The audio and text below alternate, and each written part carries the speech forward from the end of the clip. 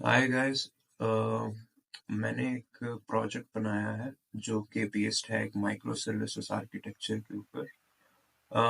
उसमें मैंने यूज़ किया है IBM क्लाउड और कॉन्ग एपीआई गेटवे के ऊपर। अगर ओवरव्यू की बात करें तो इसके अंदर हमारे पास 2 सर्विसेज हैं।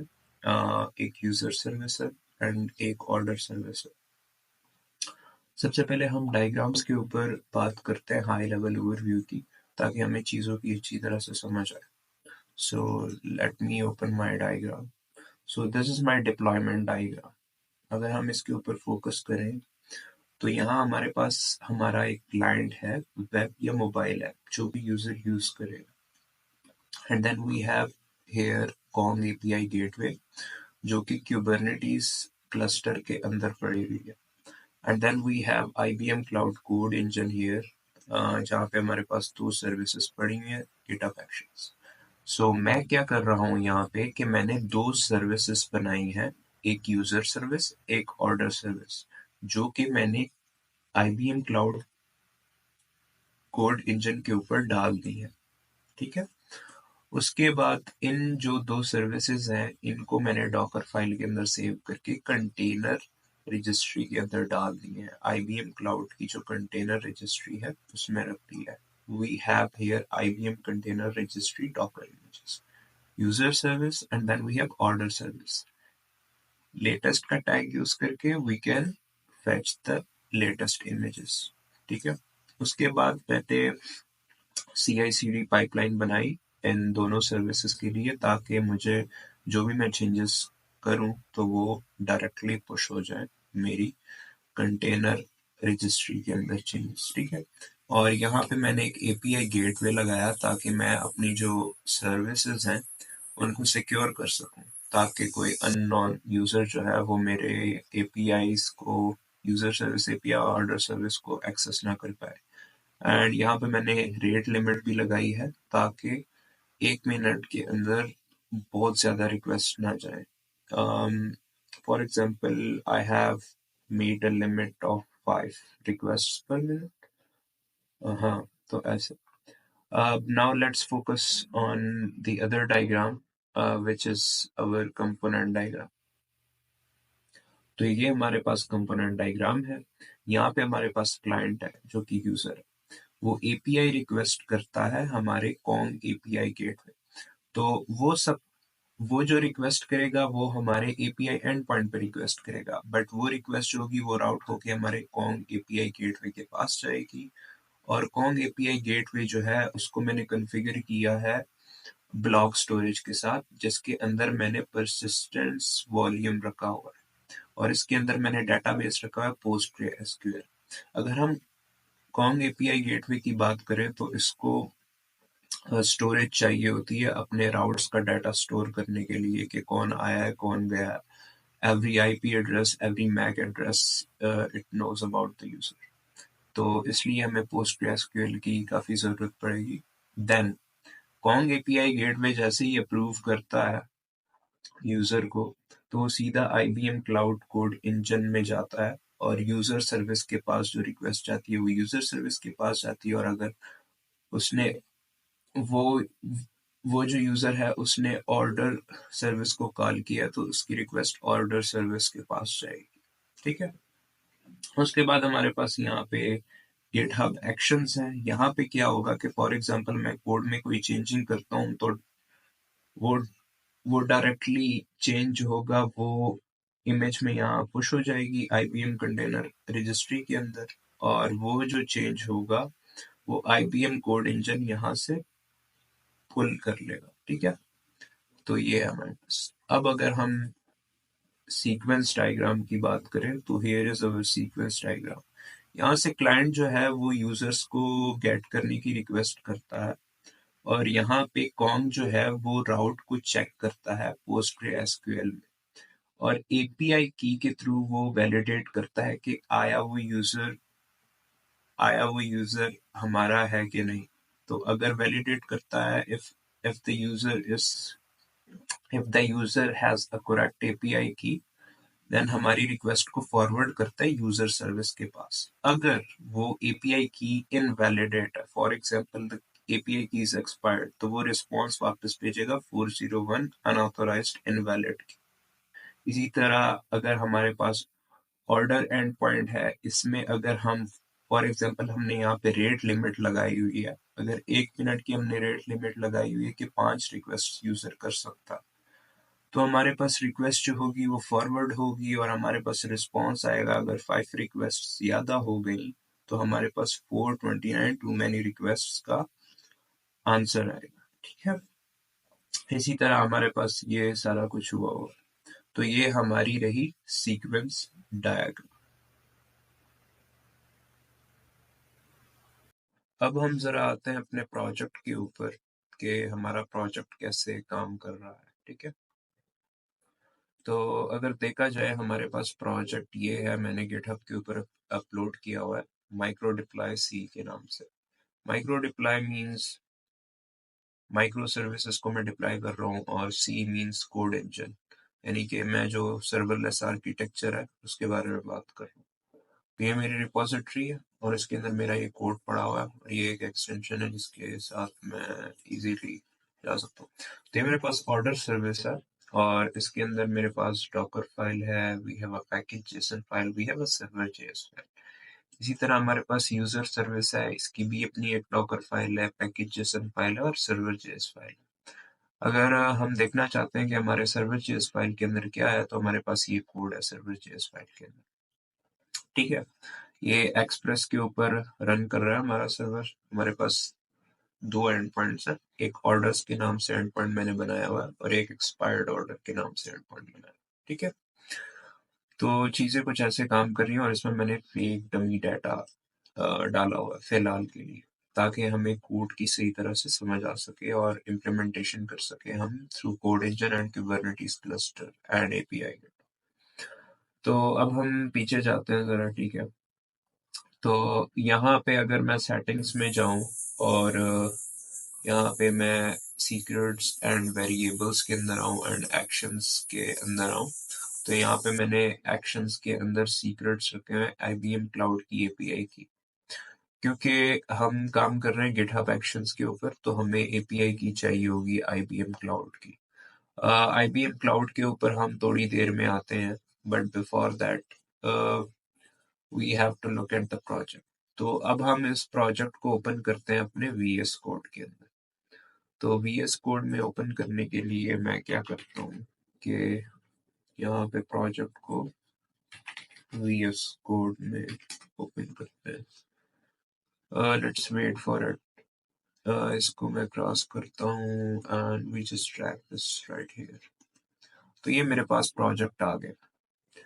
ये मैंने डॉट गिटहब का वर्कफ्लो बनाया हुआ, डिप्लॉय डॉट YAML फाइल। इसके अंदर मेरे पास जो गिटहब एक्शन है वो काम करेगा।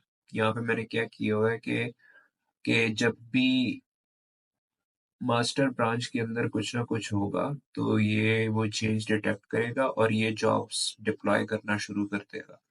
और इमेज जो मैं यूज कर रहा हूँ वो यूबंटू लेटेस्ट यूज कर रहा हूँ। ठीक है, और इसके अंदर क्या हो रहा है कि आईबीएम की जो CLI है वो मैं इंस्टॉल कर रहा हूँ यूबंटू के अंदर। उसके बाद प्लगइन इंस्टॉल कर रहा हूँ कोड इंजन का, क्योंकि मैं जो अपने डिप्लॉयमेंट्स कर रहा हूँ अपनी ऑर्डर सर्विस की और यूजर सर्विस की, उसके लिए प्लगइन चाहिए कोड इंजन का। उसके बाद मैं आईबीएम क्लाउड के थ्रू लॉग इन कर रहा हूँ एपीआई की के थ्रू। तो एपीआई की जो है वो मैंने स्टोर की हुई है वहां पे गिटहब एक्शंस के अंदर, और यहाँ पे मैंने ये जोन रीजन डिफाइंड किया हुआ है जो कि सिडनी है। ठीक है, उसके बाद हमारे पास ये अब जो यूजर, अब मैंने आईबीएम क्लाउड के अंदर लॉग इन कर लिया। अब मुझे ये जो डॉकर इमेज है ये पुश करनी है। तो इसको कैसे पुश करूंगा? सबसे पहले हम काम करेंगे अपना यूजर सर्विस के लिए। तो उसके लिए हम क्या करेंगे, सबसे पहले इमेज बिल्ड करेंगे डॉकर के जरिए। तो ये हमारे पास इमेज बिल्ड होगी। आखिर में मैंने यूजर सर्विस का फोल्डर डाला। उसके बाद हम लॉग इन करेंगे एपीआई की के थ्रू, लेकिन इस दफा कंटेनर रजिस्ट्री के अंदर लॉग इन करेंगे, जो कि रिक्वायर्ड है। कंटेनर रजिस्ट्री जो है उसको भी ऑथेंटिकेशन चाहिए होती है। एंड उसके बाद हम टारगेट करेंगे डिफॉल्ट रिसोर्स को, और उसके बाद हम प्रोजेक्ट बनाएंगे। प्रोजेक्ट मैंने पहले से बनाया हुआ था तो मैंने सिर्फ सेलेक्ट कर लिया। ठीक है, यहाँ पे सीई मतलब कोड इंजन का प्रोजेक्ट है और इसको मैंने नाम दिया था माई डेवऑप्स प्लेटफॉर्म। इसके ऊपर हम आएंगे थोड़ी देर में। इसके बाद डॉकर पुश कर दी मैंने, ये यूजर सर्विस। ठीक है, इसी तरह हम ऑर्डर सर्विस, और यहाँ पे क्या हो रहा है, IBM cloud C application update. अब ये जो एप्लीकेशन है वो ही डिप्लॉय कर देगा अपने कोड इंजन के इंस्टेंस के ऊपर। ठीक है, तो ये कमांड उसके लिए। इसी तरह ऑर्डर सर्विस का भी सेम काम हो रहा है। ठीक है, तो इन चीज़ों के ऊपर फिर बाद में आते हैं। अभी हमने ये सारा, इसके बाद मैंने डॉट डॉकर फाइल डाली हुई है, डॉट गेट इग्नोर फाइल डाली हुई है, सारा काम किया हुआ है। ठीक है, और पैकेज जेसन फाइल बनाई हुई है, इसमें सिंपल सा कोड है इतना। उसके बाद हम यहाँ पे सर्वर डॉट जेएस फाइल ये अब, और जो यूजर सर्विस है उसके अंदर मैं दो नाम स्प्रेड करवा रहा हूँ यूजर्स, एक अतीक खान है, एक नुमान खान है। तो अब हम नेक्स्ट मूव करते हैं IBM क्लाउड के ऊपर। अब क्या करेंगे कि हम IBM क्लाउड के थ्रू लॉग इन करेंगे, ये हमारा नेक्स्ट स्टेप है।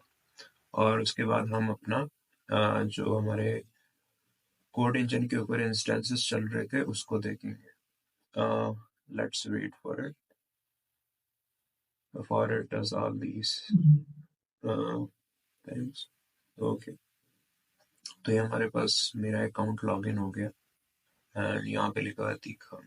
ठीक है, अब हम क्या करेंगे कि यहाँ पे हम VS कोड के ऊपर वापस आएंगे। अब हम लॉगिन करेंगे इसके थ्रू। अब हम एक्सेस करना चाह रहे हैं IBM क्लाउड का जो CLI है, उसको कनेक्ट करना चाह रहे हैं हम अपने अकाउंट के साथ।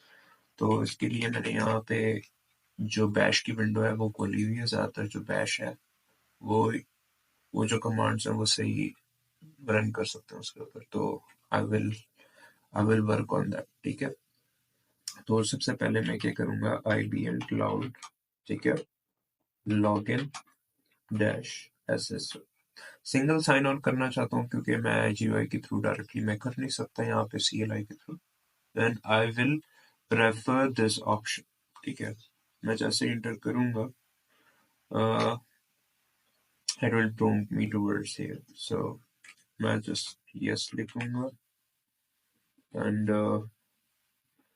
I will just take it to another window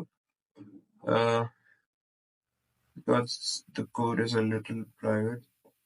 तो मुझे कोड मिलेगा, I will put that code right here, so let me wait for it. जैसे ही कोड आता है वन टाइम कोड मैं यहाँ पे पुट कर दूंगा। Okay, I have got the code.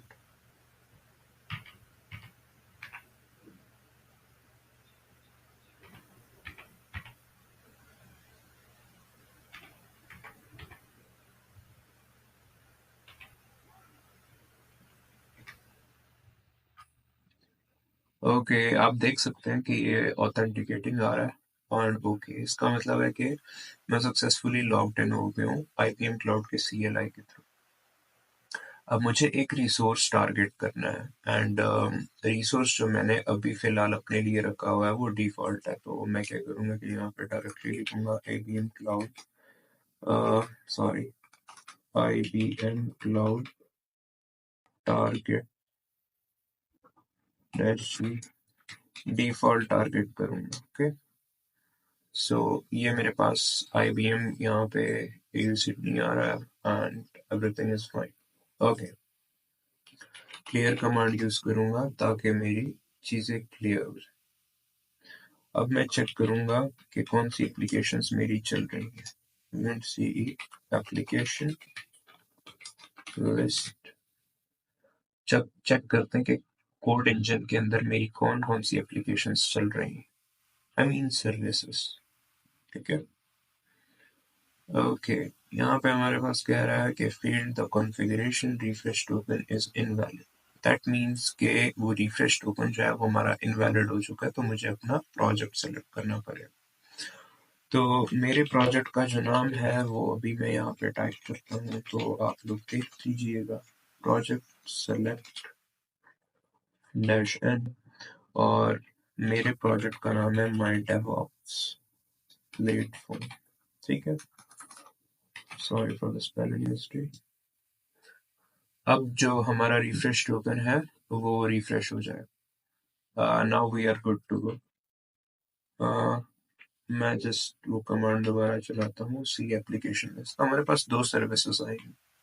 As you can see, ये हमारे पास ऑर्डर सर्विस है, यूजर सर्विस है, दोनों रेडी स्टेट में। एंड ऑर्डर सर्विसेज यहाँ पे मुझे दिखा रहा है और इसकी एज भी दी हुई है, कंडीशंस भी दी हुई है, ठीक है। तो मेरे पास ये यूआरएल दी हुई है, public URL. Let's try it out.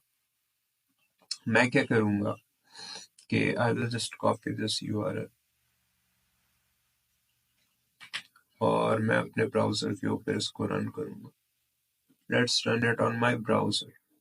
मैं यहाँ पे टाइप करता हूँ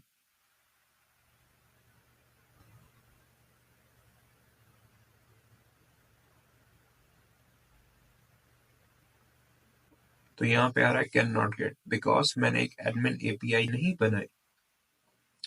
we have not made a main API, so I will just do it. For example, अगर मैं प्रोजेक्ट में आता हूँ तो आप लोग यहाँ पे देखो। अब सबसे पहले तो यूआरएल देखते हैं, what URL I am on. अगर मैं यूआरएल देखूं तो मेरे पास यूआरएल है ऑर्डर सर्विस।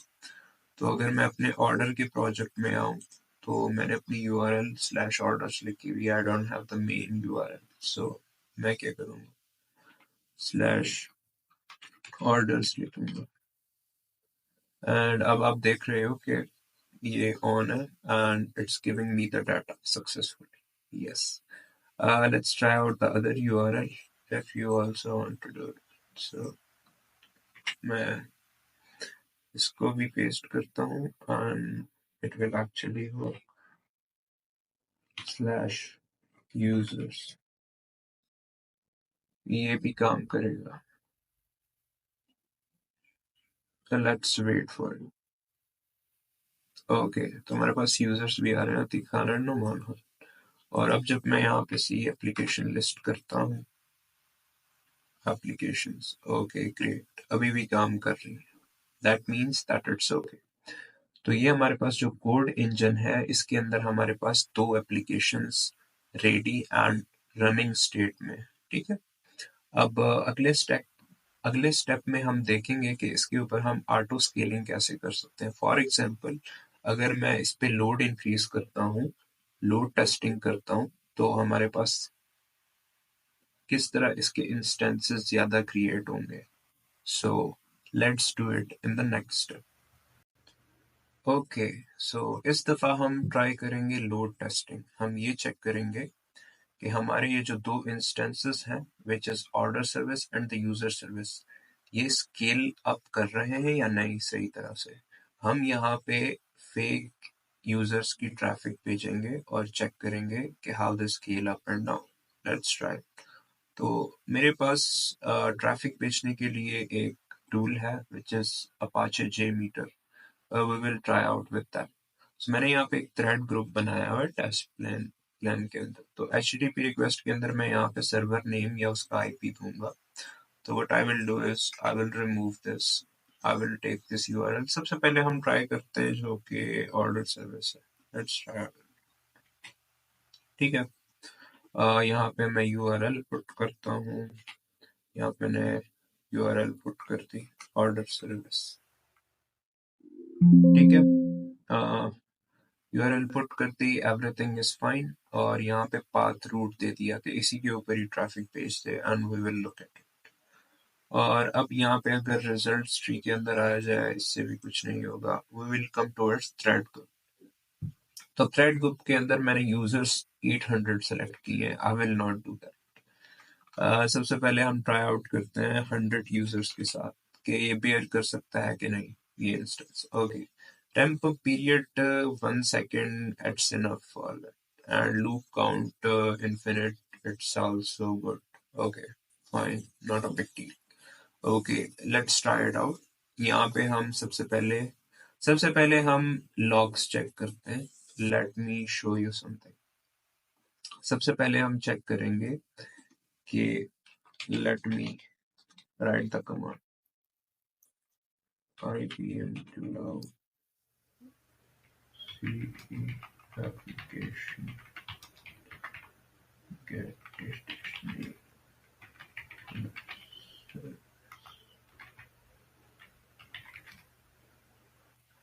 सबसे पहले हम ये चेक करेंगे कि हमारी जो ऑर्डर सर्विस है उसके अंदर क्या क्या चीज़ें हो रही हैं। तो हमारी सारी चीज़ें रेडी हैं, कॉन्फ़िगरेशंस रेडी हैं, राउट्स रेडी हैं, सारा कुछ रेडी है, ठीक है।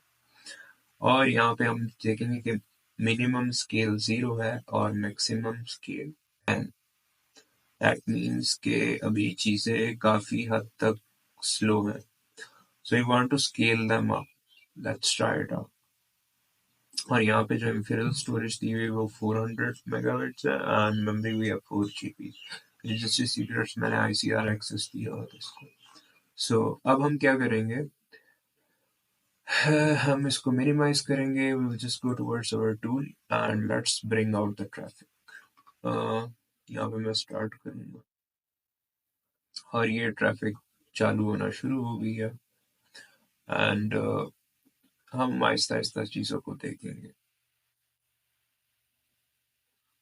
यहाँ पे हमारे पास इंस्टेंस जो है वो स्केल अप होना शुरू हो जाएगा। आपको नजर आ रहा है ऑर्डर सर्विस पहले जो था ऊपर ऊपर यहाँ पे कोई स्केलिंग नहीं हो रही थी। अब मैंने जैसे ही 100 यूजर्स एट अ टाइम भेजे तो ये हमारे पास इंस्टेंस जो है वो बनने लगे। यहाँ पे ये स्टेटस जो है इसका पेंडिंग है, अभी बन रहा है। क्यों? क्योंकि यूजर्स काफी ज्यादा हो गए एंड अगर हम दोबारा करते हैं तो अभी ये रनिंग में आ गया होगा आई सपोज। ये 3x3 रनिंग। अब हमारे पास सिर्फ 2 डिप्लॉयमेंट्स हो रही हैं और यहाँ पे क्या कहा गया कि मैक्सिमम स्केल 10 तक है और कॉन्करेंसी जो है वो 100 है। So what we will do is check again कि अगर 100 यूजर्स से ज्यादा अगर 2 services let's bring up the load more. So मैं क्या करूंगा कि यहाँ पे इसको स्टॉप करूंगा और यहाँ पे लोड और इंक्रीज करते हैं। Let's try it out. 100 users पे इस दफा 400 यूजर्स डालते हैं and let's try it out again. So ये हमारी लोड टेस्टिंग स्टार्ट हो गई। मैं चीज़ों को क्लियर भी करता जाता हूँ ताकि हमें अंदाजा हो सके कि what is happening. So let's check it out. 100 users के ऊपर 2 इंस्टेंसेस ये चला रहा है। That's great. So let's check कि 400 यूजर्स पे कितना चलाता है।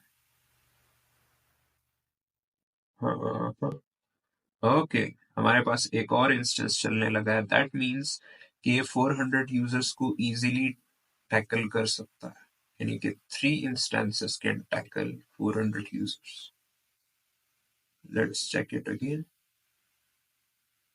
Okay that's great. Let's increase the users more। I want to check its capabilities। Okay, 400 users. This time I'm gonna go for 800 users. These are enough users for me। Okay, let's start it। Okay, let's try it again।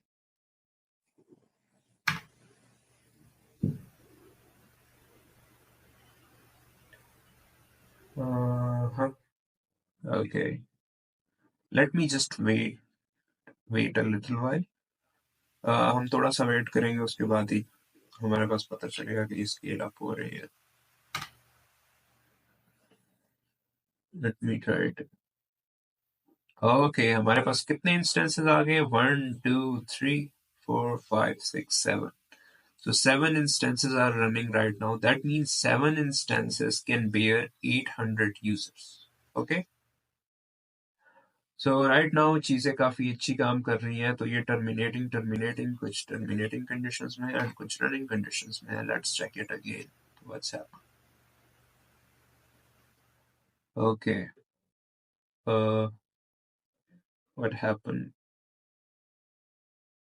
Load काफी ज्यादा हो गया। I think so। 800 users काफी ज्यादा है। Okay, let me just wait for। And ये चीज़ें अब अच्छी तरह से काम कर रही है। ओके अब हमें समझ आ गई है कि हमारे जो इंस्टेंसेस हैं वो स्केल अप कर रहे हैं खुद ही से। क्यों? ठीक है। कुबरनेटिस में क्या होता है कि हम इंस्टेंसेस को हमें स्केल अप करना होता है, हमें बताना होता है कि इतने स्केलिंग करने हैं या कुछ भी करना है। तो यहाँ पे ये है कि ये सारी चीज़ें खुद ही करता है, क्योंकि ये एक सर्वरलेस सर्वरलेस आर्किटेक्चर है कोड इंजन। तो इसमें चीज़ें ज़्यादातर ऑटोमेटिकली होती हैं। ओके, राइट नाउ हम लोड को बंद करेंगे। Let's stop the test and अब देखेंगे कि हमारे पास जो ये 7 रनिंग इंस्टेंसेस है ये कैसे नीचे आते हैं, स्केल डाउन करते हैं। Let's check it. ओके,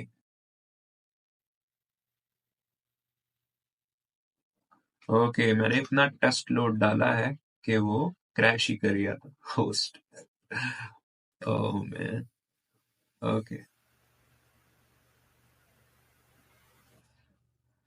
ये अब टर्मिनेट कर रहे हैं एज यू कैन सी। अब ये टर्मिनेट हो जाएंगे और हमारे पास सिर्फ एक इंस्टेंस रह जाएगा which is an order service 003 और ये मेरे पास ID. Let's check it again. You will see that these are terminating।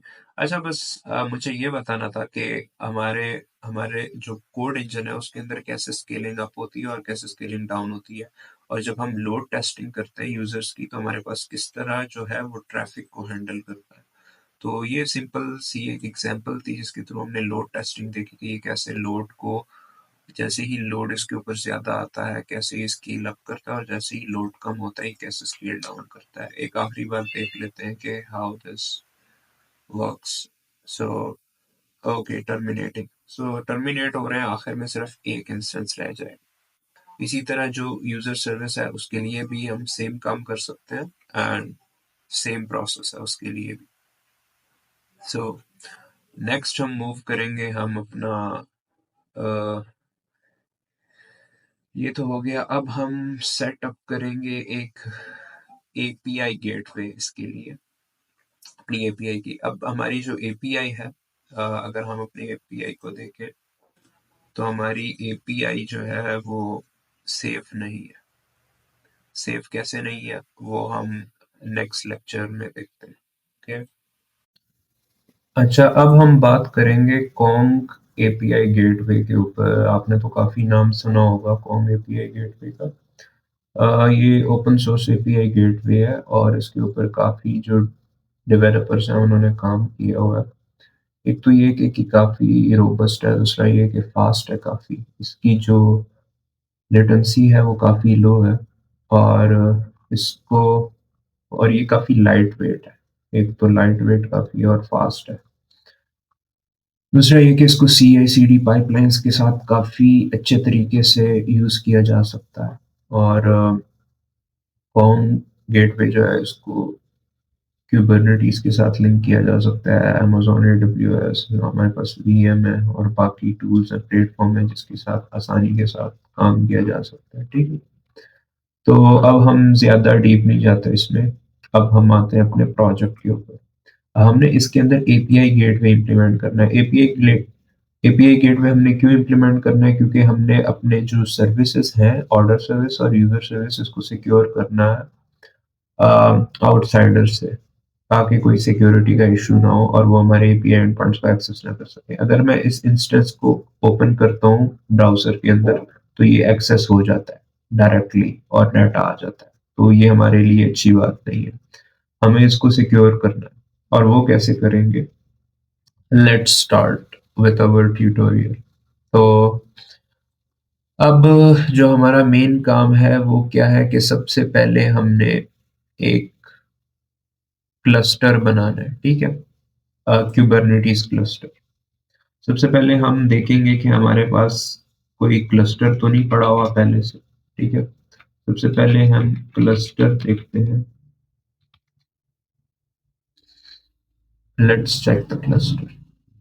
अब हमने IBM क्लाउड के अंदर क्लस्टर, तो ये मैंने एक क्लस्टर पहले बनाया हुआ था। ठीक है, ये क्लस्टर।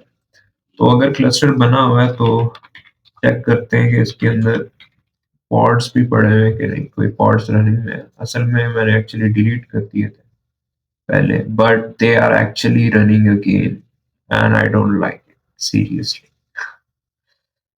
मुझे समझ नहीं आती, मैं काफी तंग हूँ। ये दोनों पॉड्स क्यों रन कर रहे हैं, आई डोंट लाइक।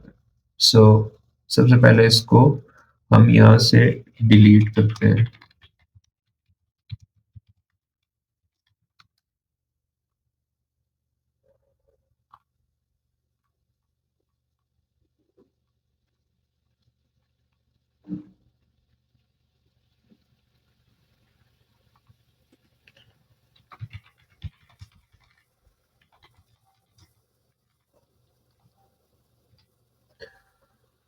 ओके, सो हमने ये दो पॉड्स डिलीट कर दिए हैं यहाँ से, और ये थोड़ा सा वेट करेंगे इसके लिए।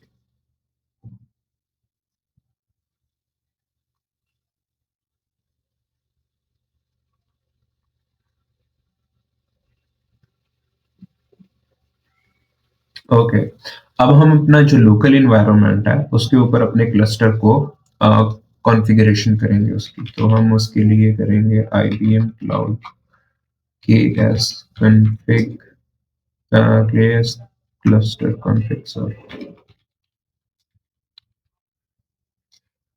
config cluster config dash cluster, and then हमारे पास my IKS cluster, my IKS cluster। अब इसकी कॉन्फ़िगरेशन हो जाएगी हमारे पास, और ये हमारा जो कॉन्टेक्स्ट है वो हमारे लोकल जो क्यूब कॉन्फ़िग फाइल है हमारे लोकल सिस्टम के ऊपर उसके अंदर ऐड हो गई है। एंड नाउ हम देखेंगे कि हमारे पास नोड्स हैं कि नहीं। नोड्स, ओके, सो हमारे पास ये एक नोड काम कर रहा है जो कि रनिंग कंडीशन में है, और इसका IP address, public IP address दिया हुआ है इसका। ओके, सो अब हमने क्या करना है कि हेल्म को इंस्टॉल करना है। अगर हमारे पास हेल्म हुआ ना, तो इस कमांड के जरिए मैं हेल्म को इंस्टॉल करूंगा, और मैंने ये कमांड रन कर दी और अब ये डाउनलोड करके हेल्म को इंस्टॉल करते हैं। Let's just wait for it जब तक कि ये खत्म होता है।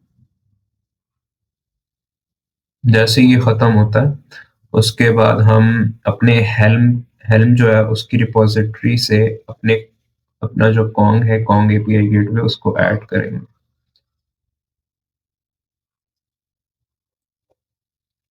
और ये हो गया। अब हम हेल्म रेपो के जरिए कॉन्ग को ऐड करेंगे, कॉन्ग के जो चार्ट्स हैं। और अब जो हेल्म की रिपो है उसको हमने अपडेट भी करना है कि हमने कॉन्ग को ऐड किया। ठीक है, तो ये हमारे पास हो गया। ठीक है, it's happening, we will just wait for it.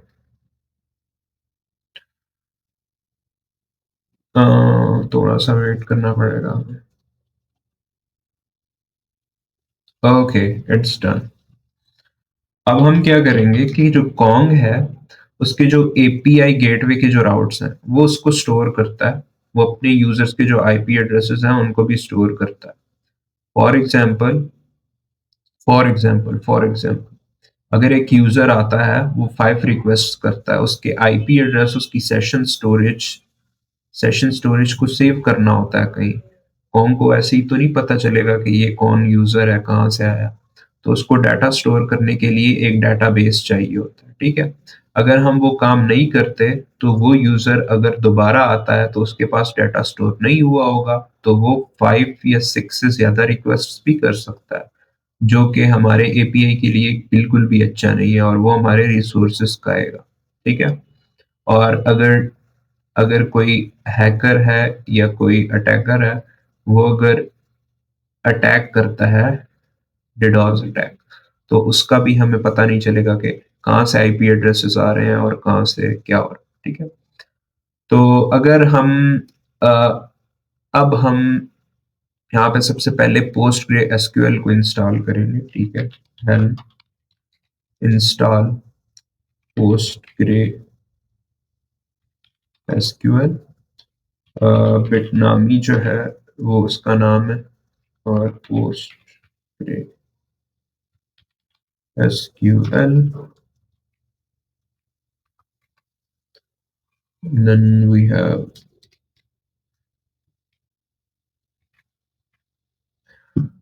Command काफी लंबी है, let me just copy this, it will take a lot of time. अब यहाँ पे हमारे पास क्या हो रहा है कि PostgreSQL हमारे पास इंस्टॉल होगा और Postgres का जो पासवर्ड है वो कॉन्ग होगा, डेटाबेस का पासवर्ड भी कॉन्ग होगा, और persistent स्टोरेज हम डालेंगे, और स्टोरेज की जो क्लास रखी है वो हमने IBMC फाइल गोल्ड रखी है, और जो वॉल्यूम परमिशंस हैं उनको हमने ट्रू इनेबल कर दी है। तो अभी हम जैसे ही करेंगे तो ये हो जाएगा।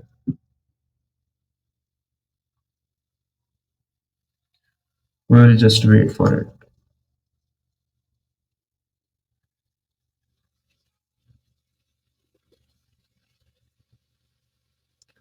ओके, ये कह रहा है कि कैन नॉट री use a name that is still in use, that means कि ये पहले से री यूज में है, तो हम इसको फिलहाल स्किप भी कर सकते हैं। अगर मैं यहाँ पे देखूं पॉड्स को, तो हमारे पास ये हो रहे हैं कि पेंडिंग स्टेट में PostgreSQL 5 मिनट 9 सेकेंड्स हो गए हैं। But we can do is, let me just solve this problem.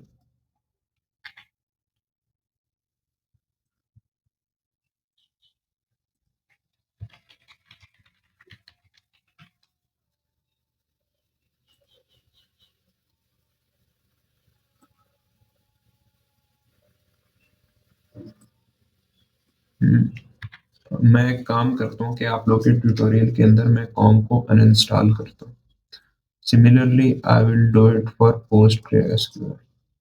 ठीक है, PostgreSQL को मैं भी अनइंस्टॉल करता हूँ। इसी तरह अगर मेरे पास कोई persistent स्टोरेज है तो उसको भी मैं डिलीट करता हूँ फिलहाल के लिए, and let's try it again. ठीक है, अगर मैं इसको दोबारा करता हूँ तो हमारे पास ये एरर नहीं देगा, will work perfectly fine. Let's just wait for it.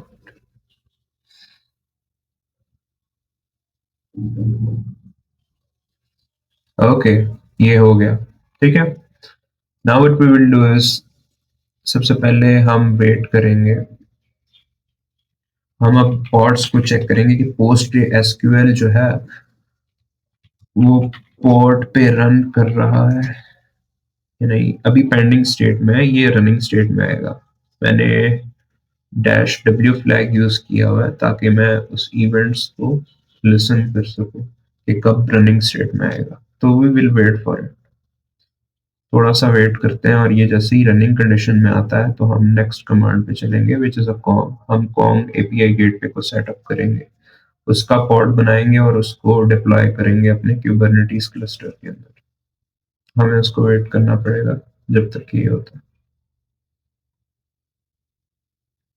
It's in the pending state, restart 0 है और 20 सेकेंड्स अभी हुए हैं इसके। ये जैसे ही रनिंग स्टेट में आता है हम इस कमांड को क्लोज करेंगे, and then we will move towards API gateway.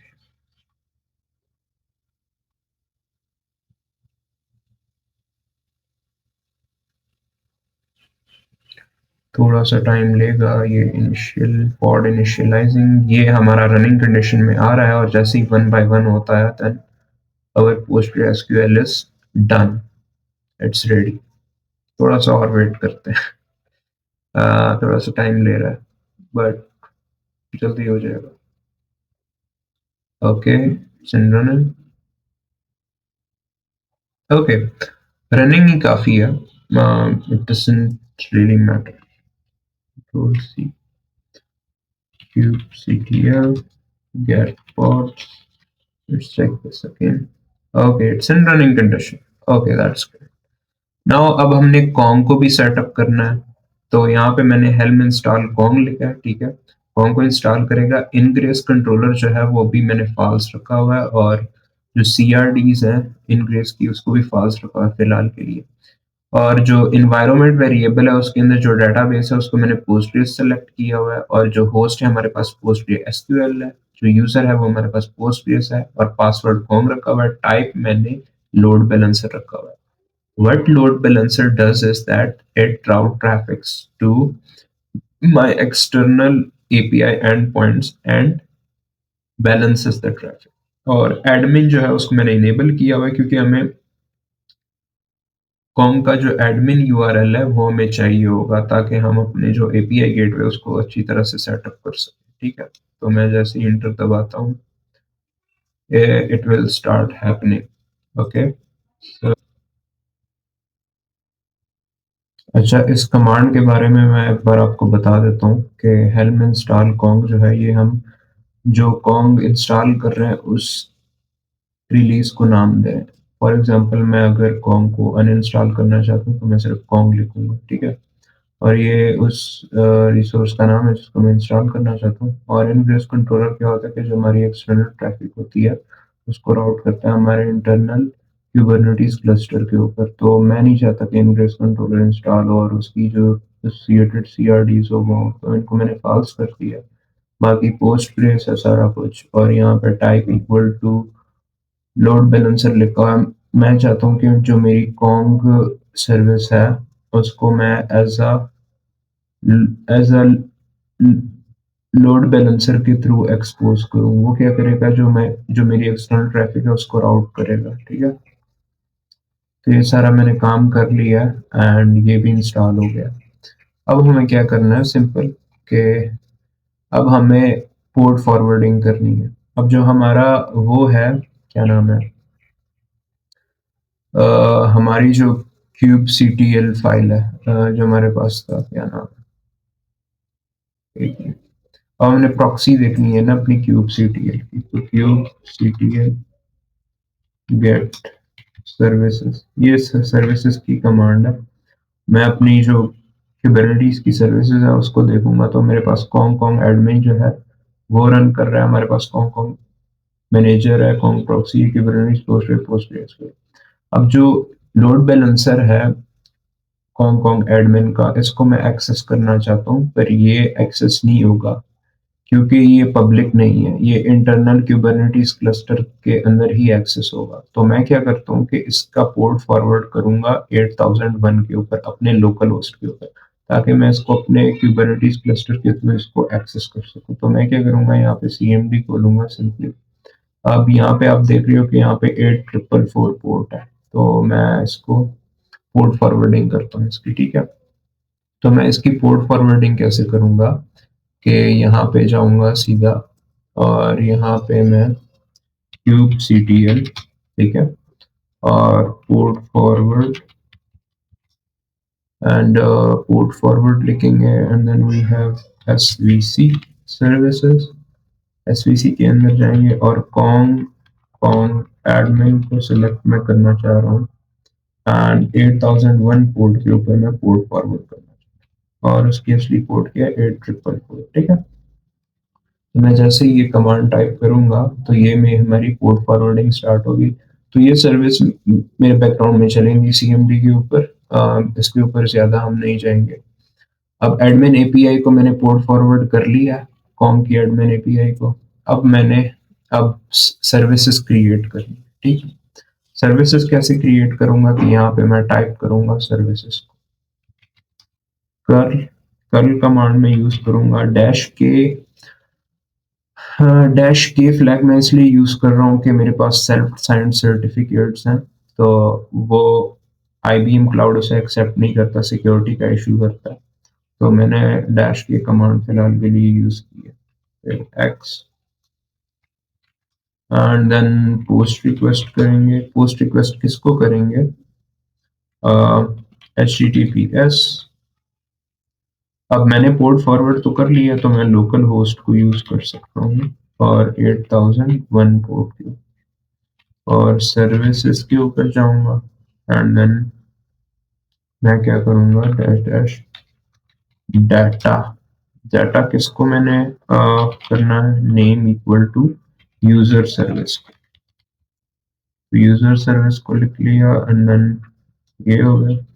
Then again data, और अब मैं कौन सी यूआरएल को अपने एपीआई गेटवे के साथ लिंक करना चाहता हूँ, वो यूआरएल मेरी HTTPS यूजर सर्विस की यूआरएल है। तो यूजर सर्विस की जो मेरी यूआरएल है वो ये है, यहाँ पे पड़ी होगी URL. I need to look at it, कहाँ गई, इट्स नॉट इवन हियर। और मुझे यहाँ से ही देखनी पड़ेगी। IBM cloud a application list, यहाँ पे हम देखेंगे इसको भी। Just wait for it. अच्छा, ये हमारे पास यूआरएल आ गई है और हम पहले यूजर सर्विस के लिए काम कर रहे हैं। पहले यूजर सर्विस की यूआरएल उठा लेते हैं और उसको एपीआई गेटवे के साथ लिंक करेंगे। और ये मैंने पेस्ट कर ली है URL and inverted commas close. इसको क्या कह रहे हैं, malformed host required field missing, I don't know what's the call. URL तो मैंने सही लिखी है।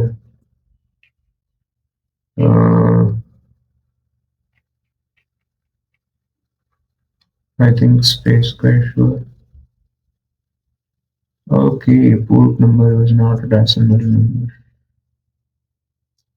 Let me do it again. Okay, this time it worked. ये हमारे पास काम कर गया। इसी तरह हम ऑर्डर सर्विस के लिए करेंगे। अब मैं दोबारा टाइप नहीं करना चाहता कमांड को, मैं एज इट इज पेस्ट कर दूँ।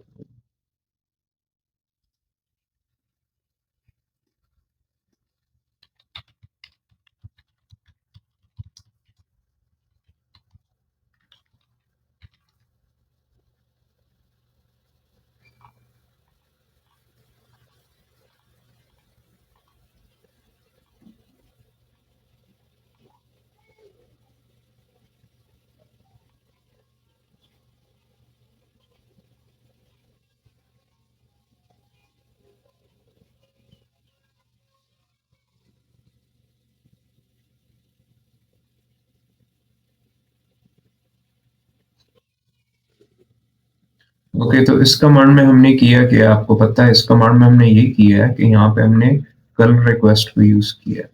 हमारे पास कल क्या होता है,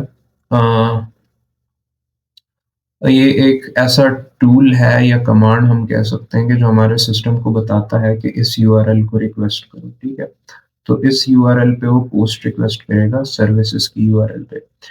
के जो मैंने फ्लैग यूज किया हुआ है वो एसएसएल सर्टिफिकेशन को इग्नोर करने के लिए फिलहाल यूज किया हुआ है, क्योंकि जब डेवलपमेंट या जो टेस्टिंग एनवायरनमेंट्स होते हैं उसके अंदर सेल्फ साइन सर्टिफिकेट यूज होते हैं।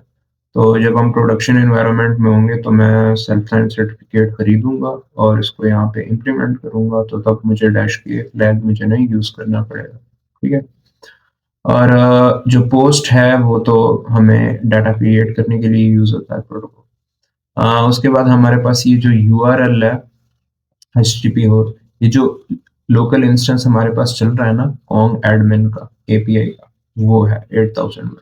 उसके बाद हमारे पास सर्विसेज लिखा हुआ है स्लैश सर्विसेज।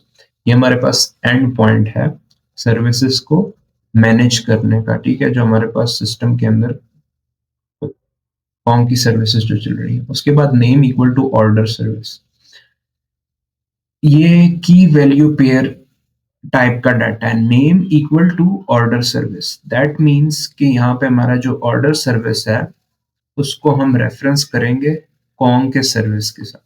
और यहाँ पे एक और डाटा पेयर है जो कि यूआरएल है ऑर्डर सर्विस। इसका मतलब है कि जब भी हमारे पास ये एपीआई यूआरएल हिट होगी तो सबसे पहले एपीआई गेटवे के थ्रू जाएगी, इस API gateway HTTP local host. तो ये हमने सेट कर लिया। अब हम सेकंड ऑप्शन के लिए भी यही सेम काम करेंगे। ऑर्डर सर्विस के लिए अभी हमने यूजर सर्विस के लिए किया था ना, तो ऑर्डर सर्विस के लिए भी सेम ही काम करेंगे। उसके लिए कैसे करेंगे? उसके लिए हम जस्ट कमांड में कॉपी पेस्ट कर देता हूँ ऑर्डर सर्विस के। ठीक है, ये हमारे पास ऑर्डर सर्विस के लिए भी होगी। ठीक है, सर्विसेज नेम ऑर्डर सर्विसेज। अभी हमने यूजर सर्विस के लिए किया था, हमने ऑर्डर सर्विस के लिए। Okay, done. अब हम क्या करते हैं कि एसएसएल जो वेरिफिके सर्टिफिकेट है उसको भी फॉल्स कर देते हैं ताकि हमें कोई सिक्योरिटी इश्यूज ना आए। इसको भी कर दिया। और अब हमने ऑर्डर सर्विस के पाथ के लिए भी एसएसएल सर्टिफिकेट को फॉल्स करना है, तो इसके लिए भी हमारे पास सर्टिफिकेट फॉल्स होंगे दोनों। अब हमने राउट्स क्रिएट करने हैं, ठीक है। राउट्स कैसे क्रिएट करेंगे कि कर्ल डैश के डैश एक्स फ्लैग यूज करेंगे, और हमारे पास पोस्ट रिक्वेस्ट करेंगे हम, और हमारे पास जो एंड पॉइंट है वो क्या है, https लोकल होस्ट 8001।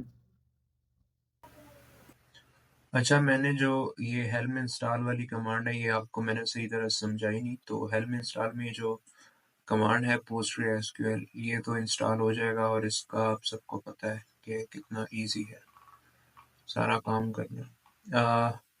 हमें मेनली फोकस जो करना था वो इस कमांड पे था, जो कि हेल्प कॉन्ग वाली।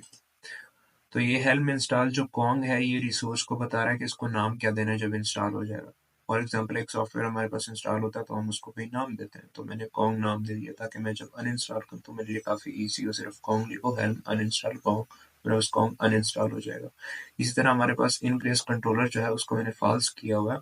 इनग्रेस कंट्रोलर क्या करता है, जो एक्सटर्नल ट्रैफिक होती है उसको राउट करता है हमारे इंटरनल कुबरनेटीज क्लस्टर के अंदर, ताकि जो हमारे पास एक्सटर्नल ट्रैफिक है, फॉर एग्जांपल अगर यूजर जो है हमारे स्पेसिफिक सर्विसेज को एक्सेस करना चाहते हैं तो वो राउट करेगा हमें इंटरनल कुबरनेटीज क्लस्टर के अंदर। उसके बाद हमने जो डेटाबेस है वो सिलेक्ट की है, पोस्टग्रेस, और सारा काम किया पासवर्ड तक। उसके बाद जो प्रॉक्सी टाइप है वो लोड बैलेंसर सिलेक्ट की है।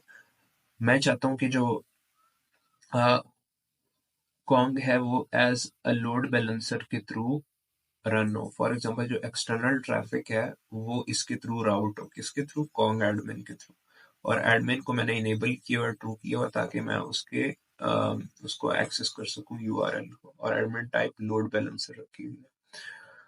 तो अब मैंने क्या करना है कि सबसे पहले पोर्ट फॉरवर्ड करना है इसके राउट को, ठीक है। एडमिन एपीआई को पोर्ट फॉरवर्ड क्यों करना है, ताकि मैं उसको एक्सेस कर सकूं अपने लोकल सिस्टम के अंदर, क्योंकि इसकी सिक्योरिटी काफ़ी ज़्यादा है, इसको पब्लिकली एक्सेस नहीं किया जा सकता। तो इसके पोर्ट को मुझे पोर्ट फॉरवर्ड करना, तो मुझे पोर्ट फॉरवर्ड करना है। सबसे पहले तो मैं इसको क्लोज कर देता हूँ, ये मैंने पहले से पोर्ट फॉरवर्ड एक बार किया हुआ था ताकि मैं टेस्ट कर सकूँ। Let's port forward it again. यहाँ पे कमांड है kubectl port forward services Kong Kong. Service के अंदर कौन कौन सी फॉरवर्ड करना है, कॉन्ग कॉन्ग एडमिन को मैंने पोर्ट फॉरवर्ड करना है। और अगर कॉन्ग कॉन्ग एडमिन की सर्विसेज को देखना है तो मैं यहाँ पे kubectl कमांड टाइप करता हूँ, kubectl गेट svc। ये सर्विसेज देख रहे हो सबसे टॉप पे as a type load balancer run कर रही है, और एक्सटर्नल आईपी और इसके पोर्ट नंबर 8444 दिया हुआ है, तो मैं इसका 8444 के ऊपर राउट करूंगा। तो मैंने ट्रैफिक को पोर्ट फॉरवर्ड किया और ये हमारे पास ट्रैफिक पोर्ट फॉरवर्ड होने लगी है, ठीक है। तो अब मैं लोकल कंप्यूटर के ऊपर इसको एक्सेस करना चाहता हूँ, कैसे एक्सेस करूंगा, अब तो हो गया। अब मुझे क्या करना है, अब अब दो तीन काम रह गए छोटे छोटे। हमने अब क्या करना है, अम, अब हमने कॉन्ग को बताना है, जो हमारा एपीआई गेटवे, उसको हमने क्या बताना है, कॉन्ग एपीआई गेटवे को बताना है कि हमारे जो यूजर सर्विसेज हैं और ऑर्डर सर्विसेज कौन कौन से हैं, ठीक है। और उसकी एक्सटर्नल यूआरएल के थ्रू बताना है, ठीक है, एक्सटर्नल यूआरएल के थ्रू। तो मैं यहाँ पे कमांड पेस्ट कर देता हूँ, सारा लिखने की भी जरूरत नहीं है। यहाँ पे कर्ल यूज कर रहा हूँ, ठीक है। डैश की क्या है, सेल्फ साइंड सर्टिफिकेट्स को इग्नोर करने के लिए।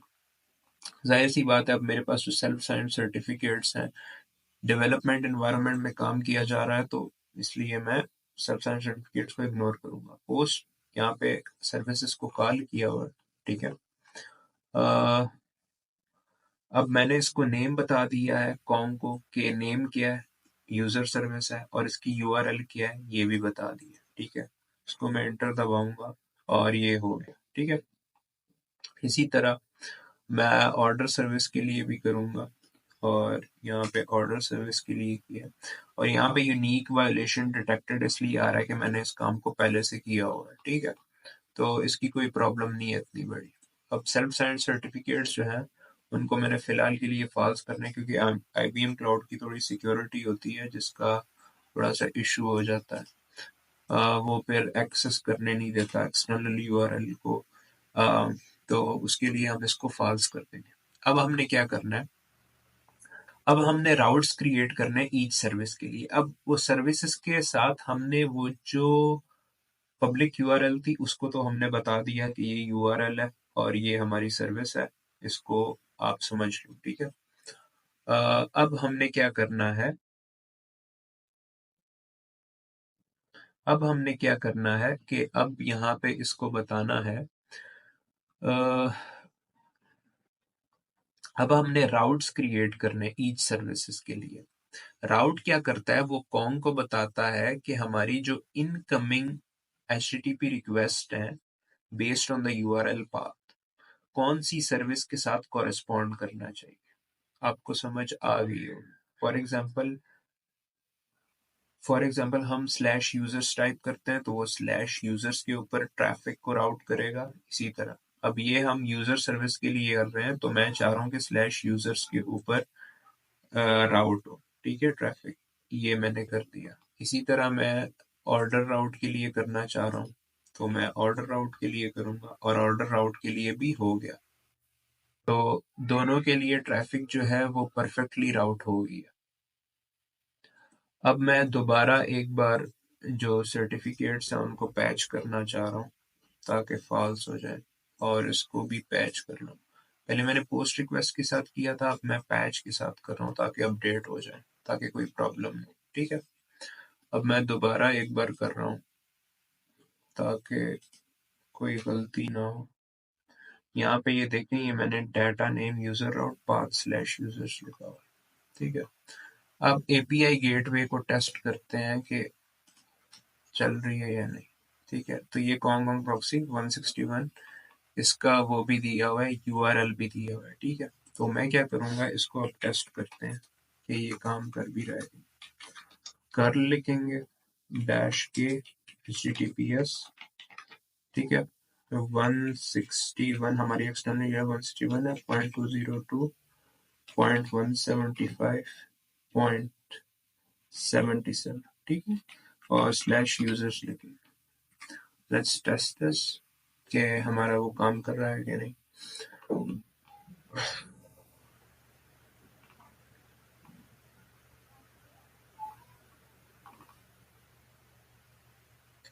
ओके, ये कह रहा है कि can not gate users.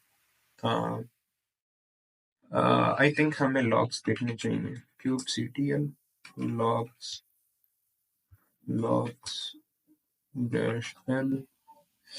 -l लिखेंगे and then app.kubernetes.io/instance go to kong-c proxy. No resources default in the namespace. I think there might be an issue. ये इशू मैंने पहले भी फेस किया था एंड जितना मुझे पता है ये राउट्स को स्ट्रिप कर रहा है। फॉर एग्जांपल अगर मैं स्लैश यूजर्स है तो स्लैश यूजर्स को वो स्ट्रिप कर रहा है और स्लैश ऑर्डर्स को वो पाथ को स्ट्रिप कर रहा है। और इसको फिक्स करने के लिए मुझे क्या करना पड़ेगा कि strip path equal to false argument देना पड़ेगा। तो इसके लिए मैं क्या करूँगा, वही सारा काम करूँगा, पोस्ट https और local host 8001/routes/user route/visit data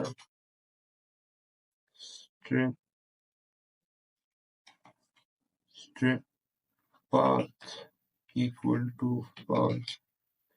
ये आर्ग्यूमेंट देंगे तो ये पाथ को स्ट्रिप नहीं करेगा, इसीलिए वो एक्सेस नहीं करता। आई थिंक मैंने कमांड गलत लिखी है। नाउ अब ये काम कर रहा है। Let's do it for the order service too and अब टेस्ट करते हैं। अब हम टेस्ट करते हैं कि हमारा एपीआई गेटवे काम कर रहा है कि नहीं। अब मैं कर रिक्वेस्ट कर रहा हूँ स्लैश यूजर्स के ऊपर। आई होप सो कि ये काम करेगा और मुझे डाटा रिटर्न करके देगा यूजर्स। अब मैंने वो बात की, ये डाटा रिटर्न हो गया which is Atiq Khan and Numan Khan, so that's actually working. हम स्लैश यूजर्स को हटा के ऑर्डर्स के लिए करते हैं, ऑर्डर्स, ठीक है, ऑर्डर्स के लिए भी काम करेगा ये, I hope so 100%। We will just wait for it. Okay, हमारे पास ये डाटा आ गया। सो ये हमारे पास एपीआई गेटवे था जिसके थ्रू हमने एपीआई गेटवे का वो किया, क्या नाम है, हमने एपीआई गेटवे को सेटअप किया। तो अब हमारा नेक्स्ट स्टेप होगा रेट लिमिटिंग एंड ऑथेंटिकेशन। अच्छा, अब हम बात करेंगे एपीआई गेटवे रेट लिमिटिंग के बारे में, ठीक है। पहले तो मैं उसकी आपको कमांड बताता हूँ। ये उसकी कमांड रही आपके सामने। अब इसको डिस्कस करते हैं। यहाँ पे कॉम एक्सटर्नल आईपी जो अभी हमने एपीआई गेटवे को लोकल पोर्ट पे फॉरवर्ड किया था, उसके जरिए वो लोकल होस्ट यहाँ पे आ जाए, ठीक है। कॉम की सॉरी एक्सटर्नल आईपी। उसके बाद सर्विसेज को एक्सेस करेगा। सर्विसेज के अंदर हमारे पास यूजर सर्विस चल रही थी और यूजर सर्विस के अंदर प्लगइन्स डाल ले, ठीक है।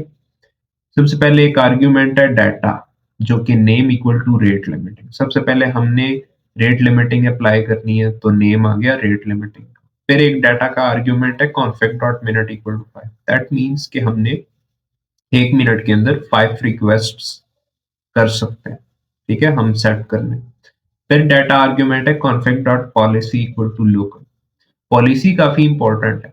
अगर हम लोकली काम कर रहे हैं, हमारा ज्यादा बड़ा प्रोजेक्ट नहीं है, स्केलेबल नहीं है, तो हम लोकल यूज कर सकते हैं पॉलिसी। अगर हमारा प्रोजेक्ट जो है वो प्रोडक्शन ग्रेड है, तो उसके लिए हम यहाँ पे जो पॉलिसी यूज करेंगे वो यूज करेंगे रेडिस या कोई और शेयर्ड मेमोरी जो डाटाबेस है। रेडिस क्यों यूज करेंगे, इसकी दो वजूहत हैं। लोकल जो है उसके ऊपर हम ज्यादा राउट्स या ज्यादा पीपल या यूजर्स जो है वो राउट्स को एक्सेस नहीं करते एपीआई गेटवे को, तो इसलिए उसको स्टोर करना भी ज्यादा इम्पोर्टेंट नहीं है यूजर को, यूजर के डाटा को। लेकिन अगर हम प्रोडक्शन एनवायरनमेंट में काम कर रहे हैं, फॉर एग्जांपल जो हमारी ऐप है उसको ग्लोबली एक्सेस किया जा रहा है। फॉर एग्जांपल अगर हम इस्लामाबाद में हैं और हमारा जो ऐप है वो इस्लामाबाद में भी एक्सेस किया जा रहा है और लाहौर में भी एक्सेस किया जा रहा है, तो फॉर एग्जांपल एक यूजर जो है वो इस्लामाबाद में लॉग इन करता है और हमारी साइट के ऊपर यूजर्स के एंड पॉइंट पे 3 to 4 रिक्वेस्ट करता है, ठीक है।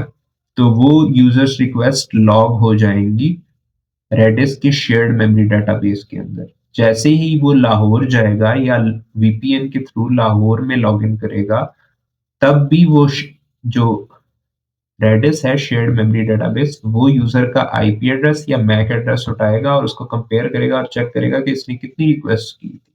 जबकि लोकल के अंदर ये डाटा स्टोर नहीं होता यूजर का कि उसने कितनी रिक्वेस्ट की थी। तो इसके थ्रू ये काफी फायदा होता है।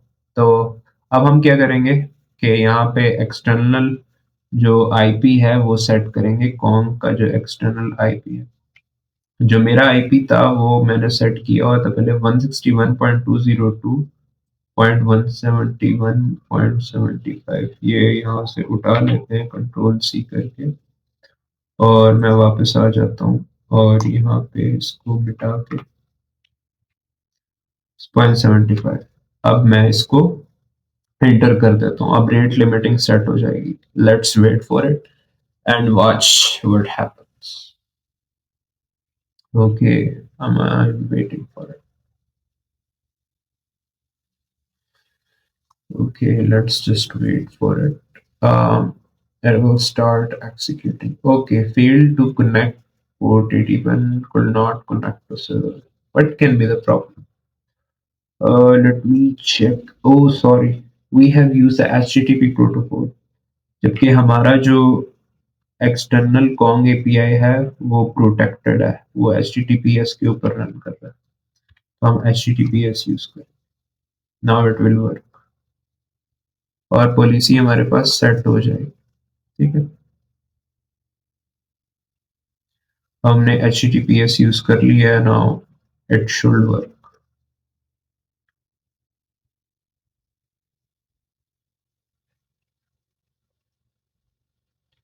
स्टिल काम नहीं कर रहा।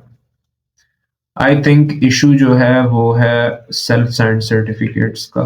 तो मैं क्या करता हूँ कि डैश के फ्लैग को यूज कर ही लेता हूँ। Let's try.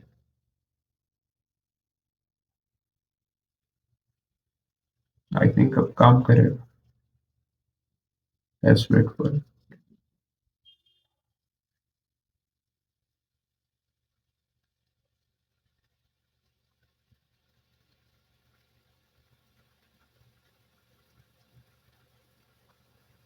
What can be the problem?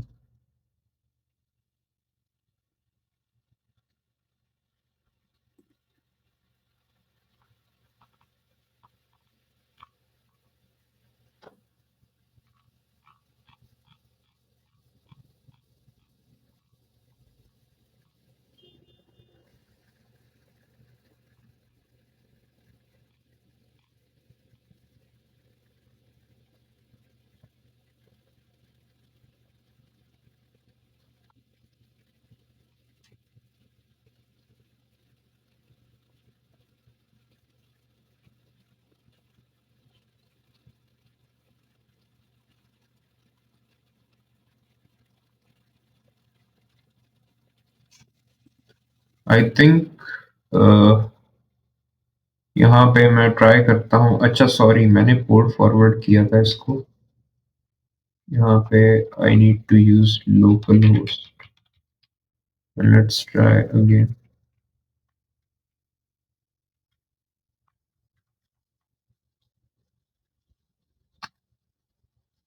Okay, अब काम कर गया है। Yes, that actually work.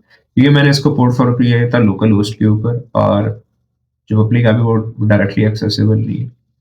Let's make request, shall we? और रिक्वेस्ट करने के लिए हम क्या करेंगे? सिंपली हम यहाँ पे एक फॉर लूप लिखेंगे। For I in variable choose करें, 1 to 5, 5 रिक्वेस्ट करेंगे, सेमीकोलन डू कर।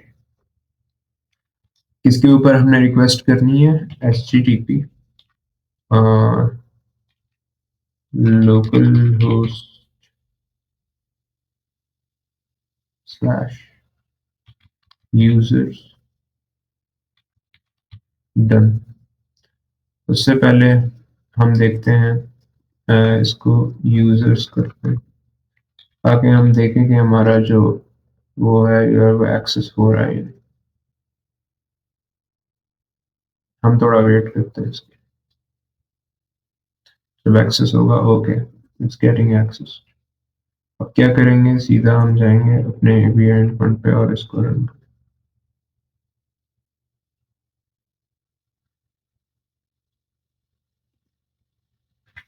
आई थिंक प्रॉब्लम ये है कि यहाँ पे मुझे 161.202.75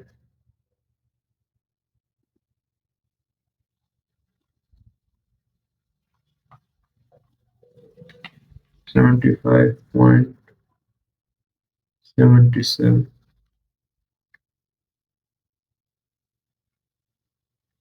Let's check if it works.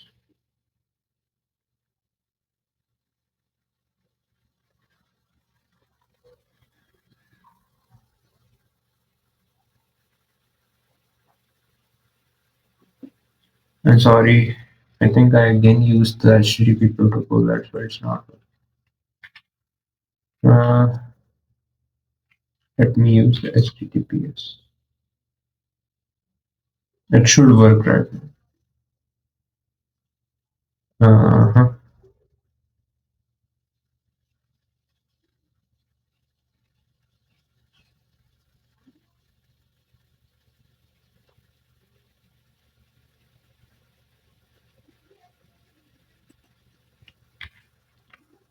Let me do it.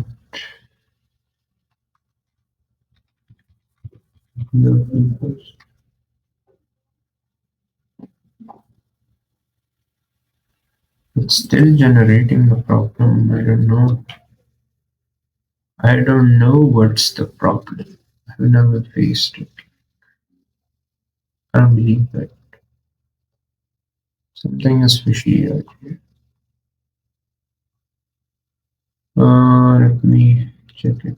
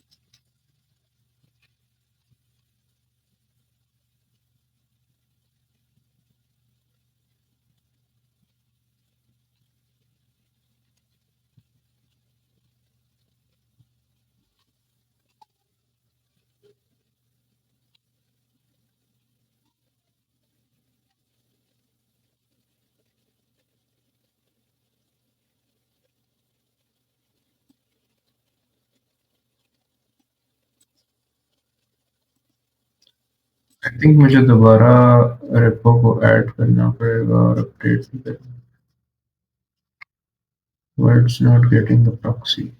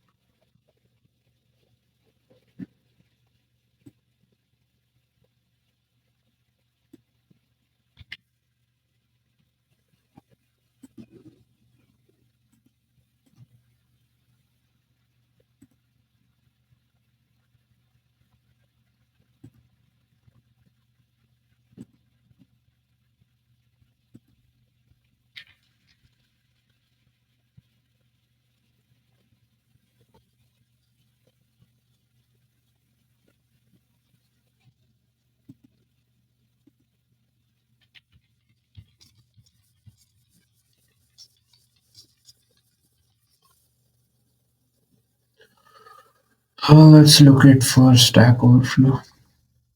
Stack Overflow.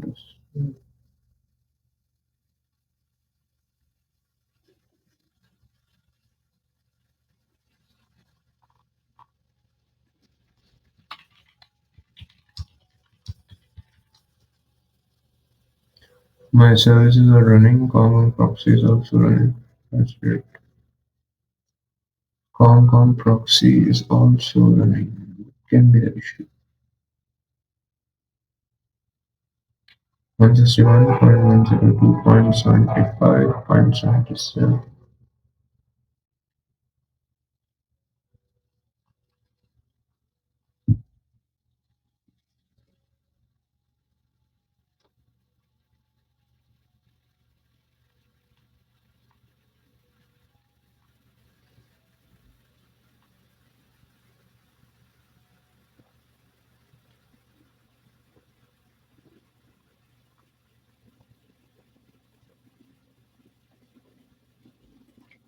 Let me check it again.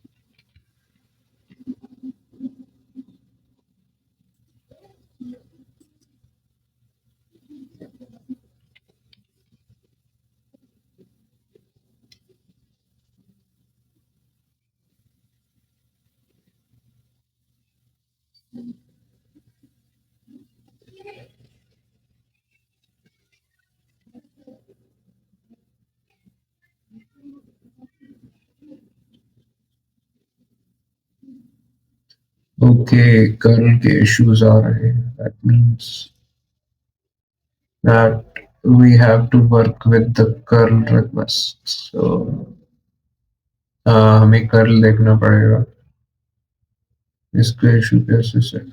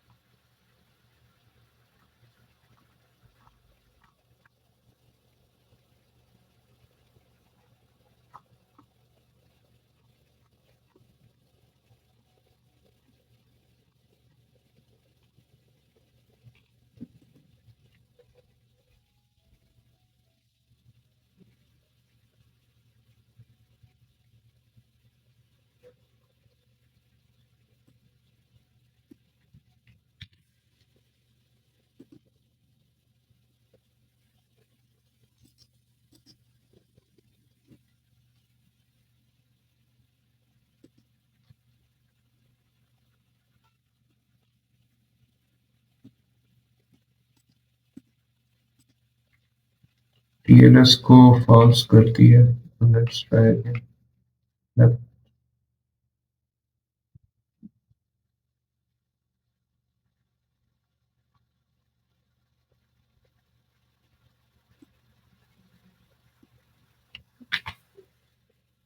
what the hell is wrong with this?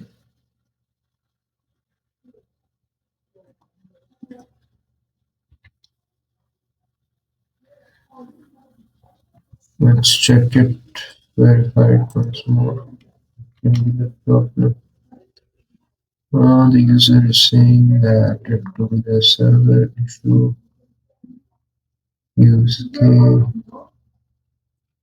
Let me try it again by using the K flag. It is saying that if you type this K flag, it will start to work again.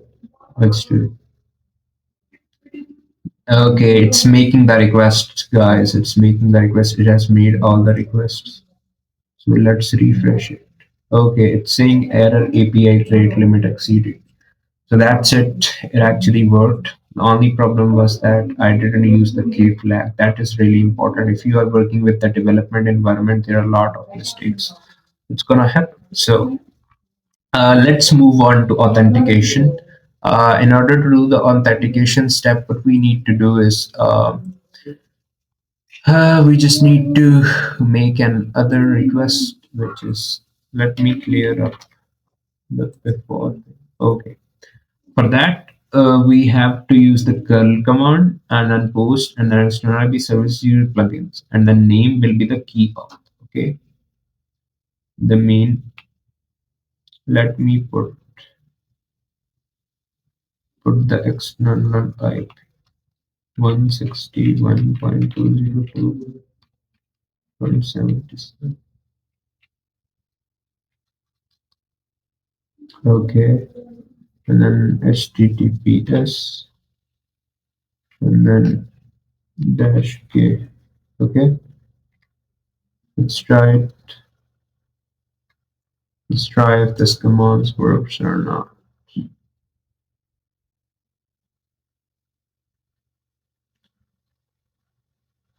Taking too much time, that means that it's not gonna work like that. Let me verify 161.202, 275.7 to connect. Okay. Let me do another thing.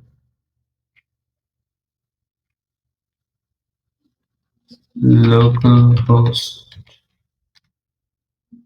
Okay, this worked. So I put it some credentials here. Okay. And now I have to enable this key authentication plugin for किया था for the order service, but right now I don't want to do that, let's just cancel it. User services पर हम user service के लिए ही फिलहाल जाएंगे ताकि user service कर, ठीक है। तो अब हम एपीआई की बनाएंगे क्लाइंट के लिए, ठीक है। यूजर नेम कोई भी रख दिया, माई क्लाइंट रख दिया, ठीक है। बस ये है कि जो एक्सटर्नल आईपी है ना, उसकी जगह लोकल होस्ट लिख देते हैं, लोकल होस्ट। और हम एचटीटीपी के साथ काम नहीं करें, एचटीटीपीएस के साथ काम करें। दूसरा सेल्फ साइंड सर्टिफिकेट्स को सिक्योरिटी को हटाने के लिए मैं, ओके। तो यहाँ में इसने आईडी दे दी है एपीआई की, ठीक है।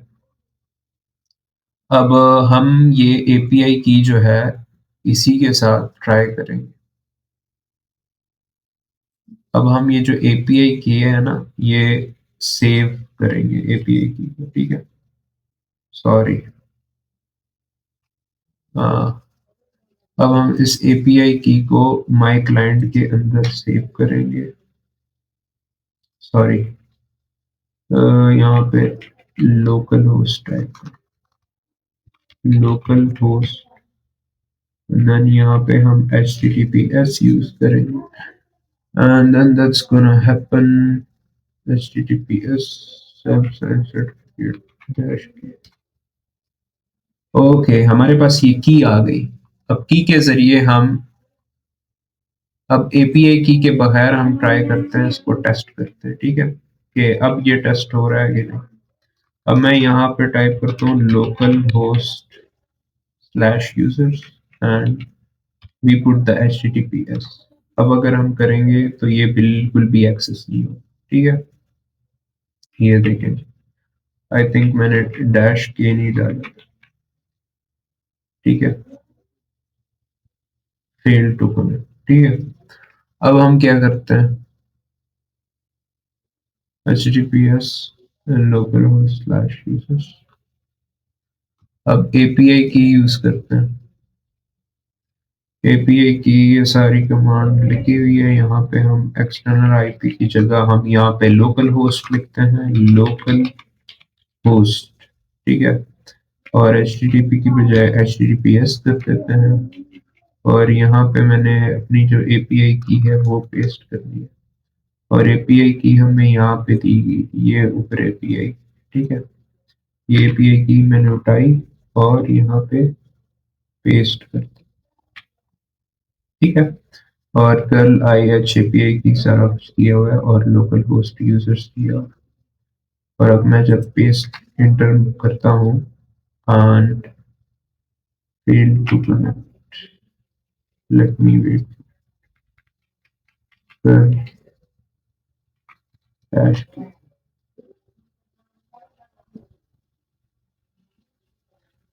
something is fishy here.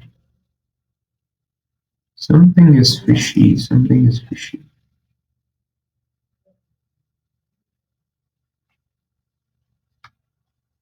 नहीं नहीं नहीं नहीं नहीं, मुझे कुछ करना है। Cube ctl get svc by telling me the code 440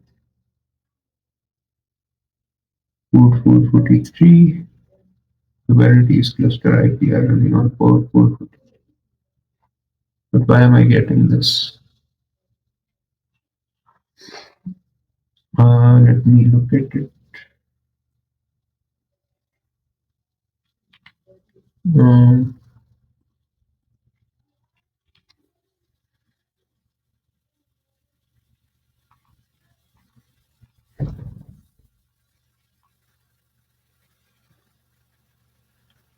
let me check the ports।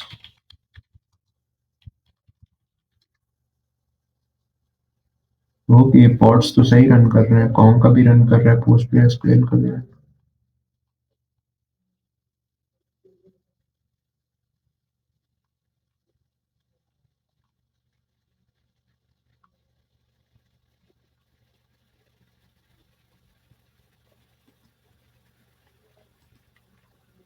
Let me,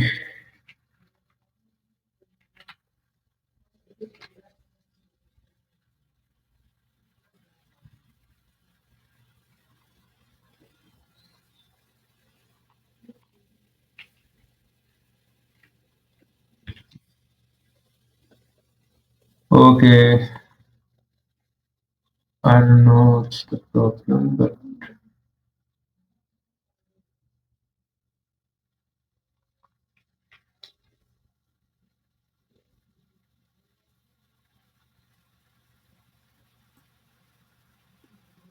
something is fishy here.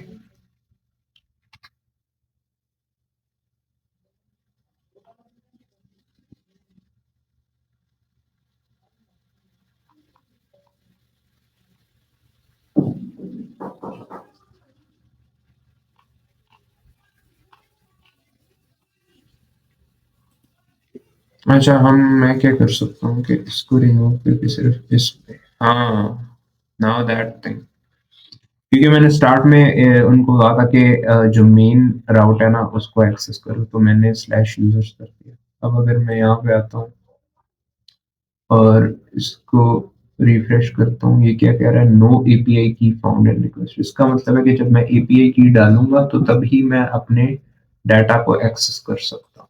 तो ये हमारे पास ऑथेंटिकेशन होगी और स्टार्ट में हमारे पास रेट लिमिट हो गया। So this is how I have implemented my API gateway.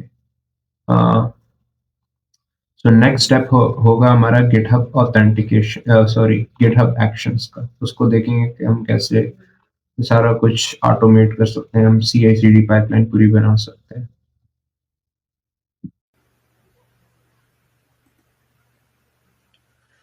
अच्छा, अब हम यहाँ बात करते हैं अपने गिटहब एक्शंस की। ठीक है, अब हमने एक पूरी सी आई सी डी पाइपलाइन बनानी है।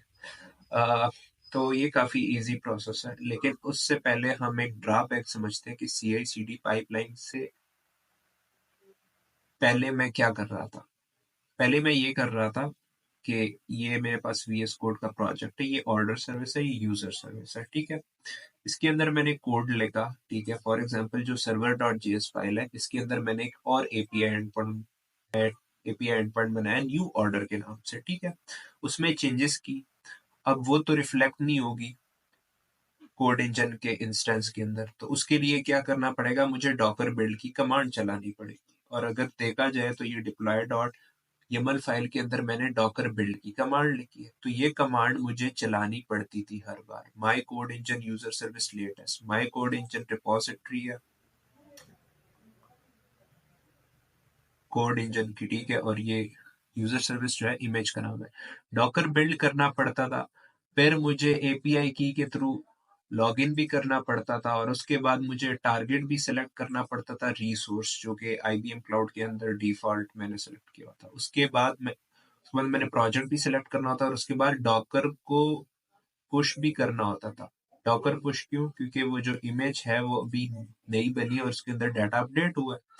तो अब सपोज करो एक डेवलपर है, उसने बार बार काम करना है, ये एपीआई एंड पॉइंट नया डालना है, फिर नया, फिर नया, फिर नया। बार बार वो ये तो नहीं कर सकता कि Docker build, Docker push, Docker build, Docker push. तो उसको ऑटोमेट करने के लिए हमें गिटहब एक्शंस चाहिए। तो अगर इस इमेज को देखा जाए तो इसके अंदर मैंने ये इमेज पूरी बनाई है। यहाँ पे हमारे पास आईबीएम क्लाउड कोड इंजन है, तो यहाँ पे मैंने यूजर सर्विस रखा और यहाँ पे ऑर्डर सर्विस रखा हुआ है। तो इसके अंदर मैं जो भी चेंजिंग करनी होती थी, तो मुझे क्या करना होता था कि डॉकर बिल्ड करना होता था, फिर डॉकर पुश के जरिए यहाँ से इमेज उठ के यहाँ पे जाती थी IBM container registry Docker images के अंदर। ठीक है, और उसके बाद ये जो डॉकर इमेजेस होते थे ये एक्सेस होते थे। तो ये काम काफी मुश्किल था। इसको ऑटोमेट करने के लिए मैंने हेल्प ली गिटहब एक्शंस की। तो अगर डिप्लॉय डॉट YAML फाइल के अंदर देखा जाए तो यहाँ पे ब्रांच जो है मास्टर है। जब मास्टर ब्रांच के अंदर कोई चेंजेस होगी तो तब ये जॉब्स जो होंगी ये रन होना शुरू हो जाएगी। तो इमेज जो है वो मैं यूबंटू लेटेस्ट यूज कर रहा हूँ। फिर उसके बाद आईबीएम क्लाउड सीएलआई और प्लगइन्स, वो डॉकर बिल्ड, डॉकर पुश वाला सारा काम यहाँ पे हो रहा है, ऑटोमेट हुआ। अब मैं क्या करूंगा, अब देखने वाली बात है। ठीक है, अब अगर मैं यहाँ पे आऊं, तो यहाँ पे आऊं तो ये मेरा प्रोजेक्ट है, इसको मैं रिफ्रेश भी कर लेता हूँ। तो यहाँ पे मेरे एक्शंस जो हैं वो रन होते हैं। यहाँ पे मेरे सारे एक्शंस रन होते हैं। तो ये मैंने ये सारा काम किया हुआ है, तो ये मेरे एक्शंस रन हुए हुए हैं। कुछ मेरे गलत हो गए और दो मेरे सही हो गए। तो अब हम क्या करते हैं कि यहाँ पे अपना वर्क फ्लो चलाते हैं। वर्क फ्लो कैसे ट्रिगर होगा, एक CI/CD पाइपलाइन कैसे ट्रिगर होगी। अब सपोज करो मैं यूजर सर्विस के अंदर हूँ, सॉरी ये ऑर्डर सर्विस है ना, यूजर सर्विस के अंदर चेंजिंग करता हूँ, ठीक है। यूजर सर्विस के अंदर यहाँ पे यूजर्स लिखा हुआ है, यहाँ पे एक नया मैं एंड पॉइंट बनाता हूँ app.get, ठीक है। और इसके अंदर मैं न्यू यूजर्स न्यू यूजर्स, ठीक है। और रिक्वेस्ट कॉमा रिस्पॉन्स, ठीक है। और यहाँ पे रिस्पॉन्स डॉट जेसन सिलेक्ट करता हूँ और यहाँ पे ID1 comma name. New users जो है वो कौन है, न्यू यूजर्स हैं तलाल खान। और यहाँ पे एक न्यू यूजर्स में सेलेक्ट करता हूँ ID2 दे देता हूँ comma name Salim Khan, okay. So हमारे पास न्यू यूजर्स आ गए हैं। अब इस डाटा को मैंने वहाँ कोड इंजन में कैसे पहुंचाना है, तो ये अभी हम देखते हैं अपनी आंखों से। तो यहाँ पे मैं अब कमिट करता हूँ और यहाँ पे मैं लिखता हूँ कि API endpoint,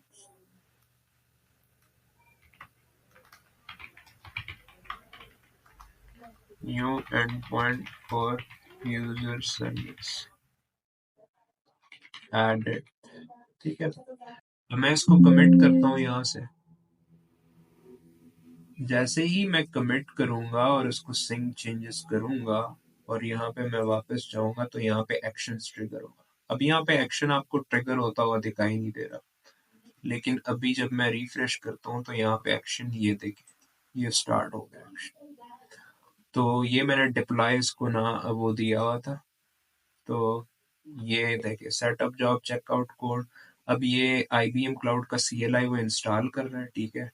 और ये मेरे अकाउंट में लॉगिन हो गया, ठीक है। रिसोर्स ग्रुप भी सिलेक्ट कर ली है और अब ये डॉकर की इमेज को बिल्ड भी कर ली है और पुश भी कर रहा है, ठीक है। और ये रन npm इंस्टॉल की कमांड भी चला दी है और ये पासवर्ड और ये सारा कुछ। फिर रिसोर्स ग्रुप डिफॉल्ट कर लिया है, depth of platform project select कर लिए है और ये सारा काम हो रहा है। और ये हो गई पुश, इमेज पुश हो गई।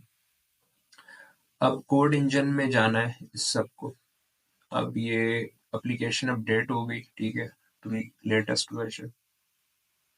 थोड़ा सा टाइम लेगा ये, वेट करते हैं इसको। Okay, it's done. Load balancer भी रेडी हो गया। यहाँ से फिर जो ऑर्डर सर्विस है अब ये पुश होगी, जिसमें मैंने मेनली अपडेट किया। तो ये काम चल रहा है और ये इमेज जो है हमारी ये पुश हो चुकी है।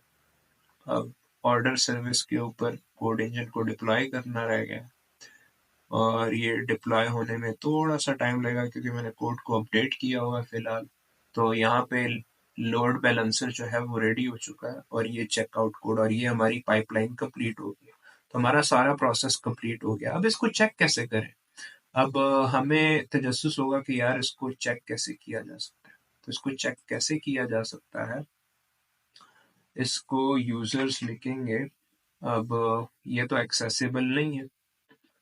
हम एक काम करते हैं कि हम एक let me http IBM cloud C application, इसकी अपनी URL के थ्रू एक्सेस करना चाहते हैं, उसको देखते हैं कि एक्सेस होता है कि नहीं है। अगर उससे एक्सेस होता है ठीक है, अगर नहीं होता तो हम ऑर्डर सर्विस के ऊपर ट्राई करते हैं क्योंकि इसकी जो रेट लिमिट है वो मैंने कम कर दी थी। So that will cause a problem.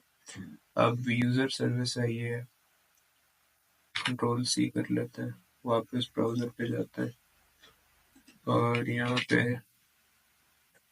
ये टाइप करते हैं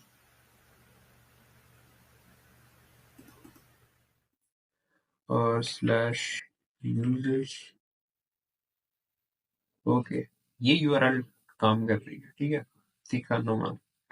अब यहाँ पे हम क्या करते हैं, न्यू यूजर्स, यहाँ पे टाइप करेंगे न्यू यूजर्स, न्यू यूजर्स। ये देखिए न्यू यूजर्स आगे अपडेट हो चुके हैं। सो गिटहब एक्शंस ने हमारा काम काफी आसान कर दिया। इसने CI/CD पाइपलाइन बनाई और इसने हमारा सारा काम इजी कर दिया। तो अब हम ओवरऑल पिक्चर को देखें तो हमारी ओवरऑल पिक्चर की समझ आ चुकी होगी। ये वह मोबाइल ऐप है, ये एपीआई रिक्वेस्ट करेगा कॉम को, ठीक है। वो चेक करेगा कि आया इसके पास एपीआई की है, आया इसके पास वो रिक्वेस्ट काफी है, उसने रिक्वेस्ट ज्यादा तो नहीं कर ली थी। चेक करेगा, वेरीफाई करेगा, उसके बाद वो राउट को जाने देगा इंटरनल नेटवर्क के अंदर। वो आईबीएम क्लाउड का कोड इंजन है, इसके अंदर वो रिक्वेस्ट जाएंगी रिस्पेक्टिव पाथ पे। अगर स्लैश यूजर्स है तो स्लैश यूजर्स पे ले जाएगा कॉम को एपीआई गेटवे, और अगर ऑर्डर्स है तो ऑर्डर्स पे ले जाएगा, ठीक है। और उसके बाद ये जो है गिटहब एक्शन CI/CD पाइपलाइन, ये जैसे ही देखेगा कि यहाँ पे कोई चेंज ट्रिगर हुआ, तो सबसे पहले बिल्ड एंड पुश इमेजेस, यहाँ पे पुश डॉकर इमेजेस यहाँ पे कर देगा कंटेनर रजिस्ट्री के अंदर, आईबीएम की जो कंटेनर रजिस्ट्री है जहाँ पे डॉकर इमेजेस हम स्टोर कर सकते हैं। फिर प्रोडक्शन के अंदर इसको डिप्लॉय कर देगा कोड इंजन के अंदर, ठीक है। तो ये साइकिल इसी तरह ही कंटिन्यू रहेगा। एपीआई गेटवे लगी हुई है, IBM cloud code engine, IBM container, तो ये सारी चीजें आपस में काम करके एक पूरा एक प्रोडक्शन ग्रेड स्केलेबल प्रोजेक्ट बनाती है।